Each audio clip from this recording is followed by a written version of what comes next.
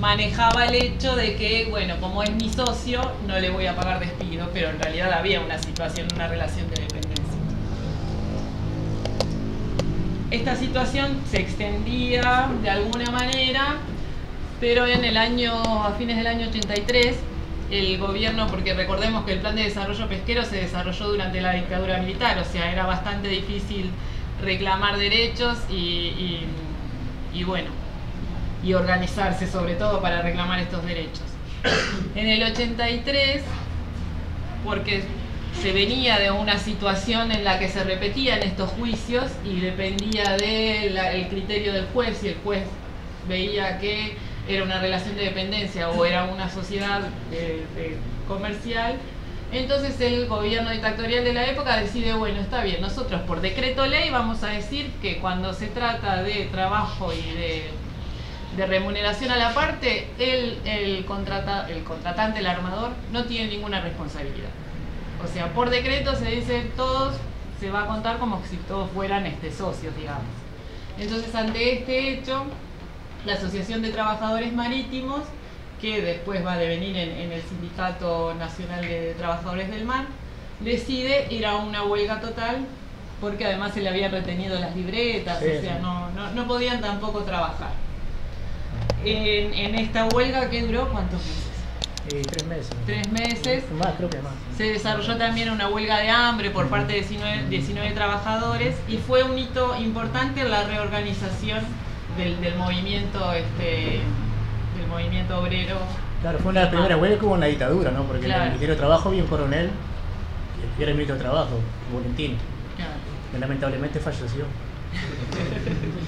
Tristemente. Bueno, y ahí después ya en el 84, en realidad, bueno, se logra la lucha de los trabajadores, se logra hacer que este decreto ley en realidad no se anuló, sino que recientemente se pudo anular. Claro.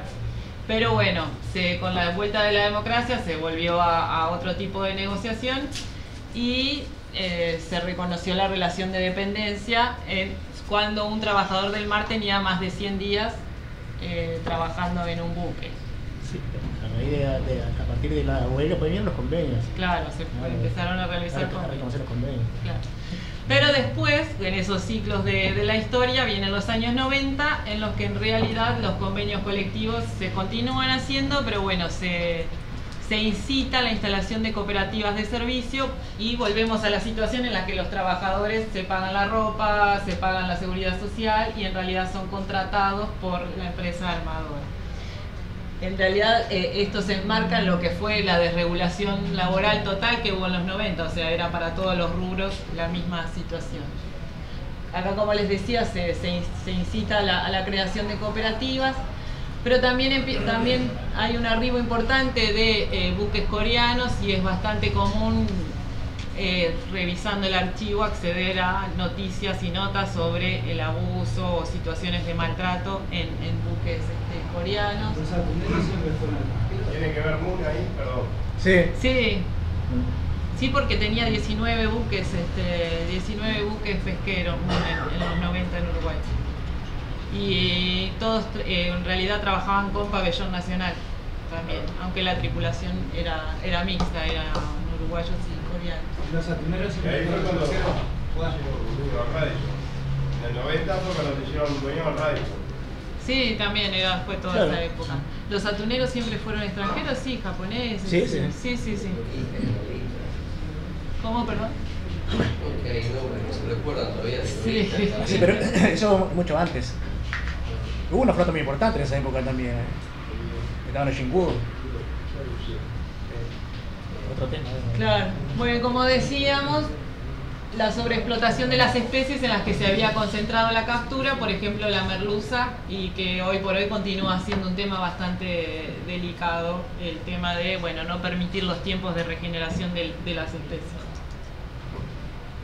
Otro de los temas que yo no me canso de reiterar, que es una de las cosas que a mí, que vengo de fuera del mundo de la pesca, es para mí algo inconcebible, que son las banderas de conveniencia, la posibilidad de tener un buque de un país, pero que enarbole la bandera de otro país, y cómo ese tipo de estrategia genera vacíos legales para y para el reconocimiento de los derechos de los trabajadores, porque el trabajador, ¿a quién le reclama?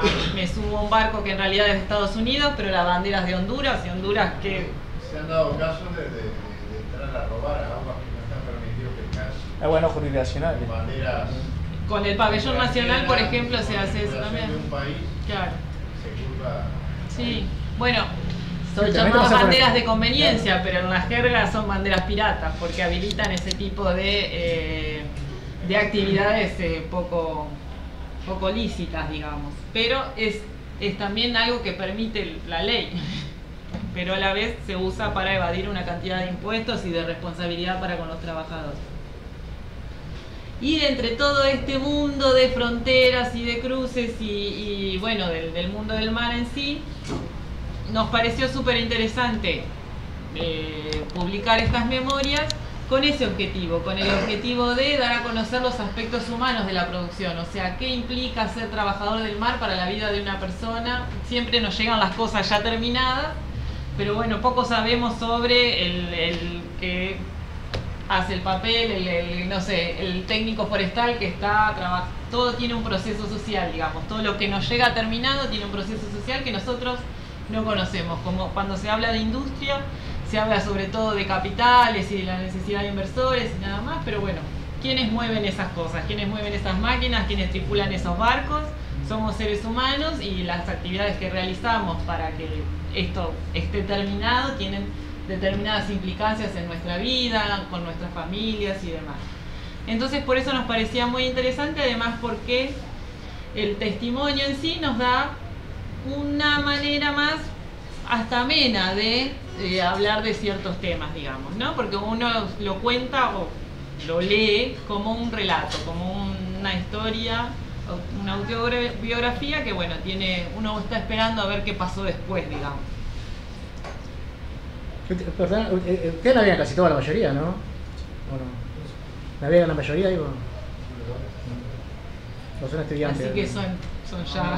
Hay de todo. Hay de todo. Todavía no, acá la mayoría del turno nocturno lo que están son estudiantes, son maquinistas, estudiantes de maquinistas, y en realidad el curso de náutica y pesca está instalado en la mañana. Mira. O sea que la población aquí básicamente son maquinistas y alguna otra área, digamos, formativa que tiene que ver con el área máquina. En sí no han navegado, entonces. Algunos sí. Algunos sí. Sí, ¿no? Pero sumamos a los maquinistas. Prosigamos. No son marineros, son trabajadores del mar. Por eso son trabajadores del mar. Y bueno, en sí, ahora hablando un poco del libro, lo que yo les voy a mostrar no es el libro, sino este recorrido también es por ahí un librito de apoyo al estudio de la historia del Uruguay, digamos, porque marca un recorrido por los últimos 50 años de la historia. Y entonces, bueno, comienza un poco en Paysandú, en Queguay, en los años 50, 60. Comienza en el relato a verse un poco esa conflictividad social que comenzaba a ver en el Uruguay de los 60, ¿verdad? Para luego terminar, bueno, ya en el cruce de varias fronteras, la migración que tantas personas hemos hecho en busca de futuros en diferentes lugares del planeta y de América y demás. Y bueno, después ya comienza así los relatos sobre los primeros viajes, las experiencias como grumete, la valija y determinadas técnicas de pesca, que yo acá puse pesca en pareja para recordármelas, porque en realidad quienes no sabemos de la pesca, son técnicas que ¿Sabes vamos el nombre del remolcador ese que estaba ahí, no? Este es un cuadro de Es el Frickhoff, ese, ¿no? Jorge Ni idea Marín, tengo. Walter Marín. Ni idea. Ese está muerto en el puerto de Piriápolis, en la Mirá. zona del puerto de Piriápolis. ¿Es foto no es? Son es un ¿Se la cuadro. cobra? No, esto es un cuadro. Ah, es un cuadro. Este es un cuadro. No lo había visto yo. Bueno, después el libro también continúa el recorrido por las décadas del 80, la mención a la huelga del 84 que mencionábamos antes, una mención a las personas que colaboraron con los trabajadores del mar en esta reivindicación de derechos, como fue Guzmán Díaz, Elías Artú. la experiencia de Walter en barcos chinos y japoneses, y también lo que fue para muchos uruguayos el retorno a la democracia. Después también el recorrido durante los años 90 y, por ejemplo, la ocupación del Ministerio de Trabajo y Seguridad Social que se dio en el 96 en esta movida de siempre tratar de sacar la problemática de los trabajadores del mar hacia afuera, o sea, hacer cosas más bien dramáticas como ocupar el Ministerio de Trabajo para que lleguen estas noticias a gente que está fuera del puerto, digamos. Y bueno, también el atentado contra las Torres Gemelas, que generó ciertas limitaciones en el pasaporte de marina y en la libertad que podían tener los trabajadores del mar en sus viajes en diferentes aeropuertos y en diferentes lugares del mundo. Y el libro termina además, que tiene una sección de poemas, porque supongo que las largas horas en el mar también generan cierta predisposición a la inspiración. También hay un recorrido y un reconocimiento a otros personajes del muelle, como son los gaviotines, como podían ser serenos y demás, que formaban parte de la vida del muelle Mántanas. Y bueno, como les decía, el libro es de acceso gratuito y además pueden descargarlo libremente desde la web, desde elmuelle.com. Ingresan su dirección de email en esta sección y se les envía directamente a su mail para que puedan leerlo cuando quieran y acceder ya libremente al libro. Y cerrando, un poco lo que les decía antes, el espíritu del libro es esto de poner en valor a quienes trabajamos y a quienes estamos detrás de las cosas, digamos, ¿no? Quienes hemos vivido en las calles, es una de las frases del libro, quienes hemos sufrido, hemos luchado, somos y seremos los protagonistas de la historia, que es un poco la intención de este libro, de poner en valor a los trabajadores. Y bueno, muchas gracias por haber venido.